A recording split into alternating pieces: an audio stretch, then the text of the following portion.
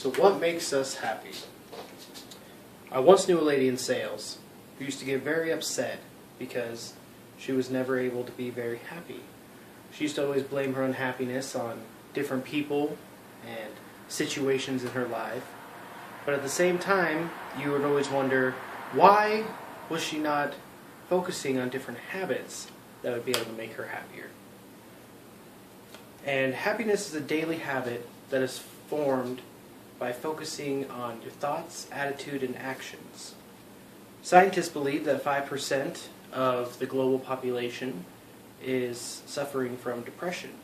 And that depression is due to lacking chemicals, either serotonin or dopamine. And on the other hand, society is under the impression that you can be happier just by the things that you're able to buy, or things like that. Happiness, I think, though, is a daily habit that is formed by focusing on your thoughts, attitudes, and actions. So what is happiness? Happiness can come from accomplishing tasks or helping others. Most biological, religious, and philosophical organizations have tried to find what happiness is.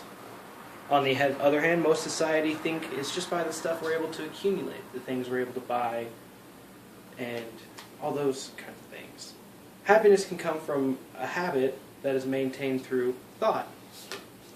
In Smile and Die by Barbara Enrich, that idea, she said, can lead to moral callousness.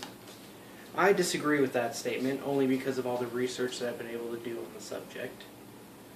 And it's true that some socialist societies have used it to push for a collective control, as Barbara was stating.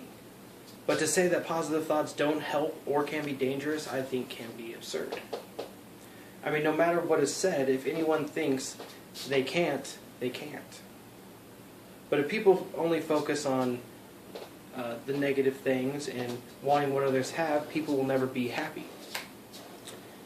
So use your thoughts as a stepping stone towards happiness. People forget about attitude. Negative people everywhere. People forget about attitude. There are negative people everywhere. People try to avoid them, but what kind of attitude best affects happiness? David Stein stated in Want to Be Happy, Be Grateful, that gratefulness makes people happy. Sometimes people will say it's a first world problem, because they weren't able to get a promotion or they got skipped up at a position at a certain place. But in contrast, a third world country is a country that may not even have water. So like David had stated in his speech, that sometimes it's good just to stop, look, and be grateful for what you do have. Try to set up a reminder. As I did sales, I was told attitude affects the sale, not the customer. Attitude can be affected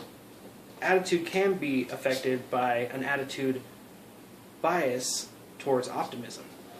Taylor Sharrett in a conference stated, only people themselves can affect their happiness in one step, that is being optimistic about the future. The last aspect of happiness is action.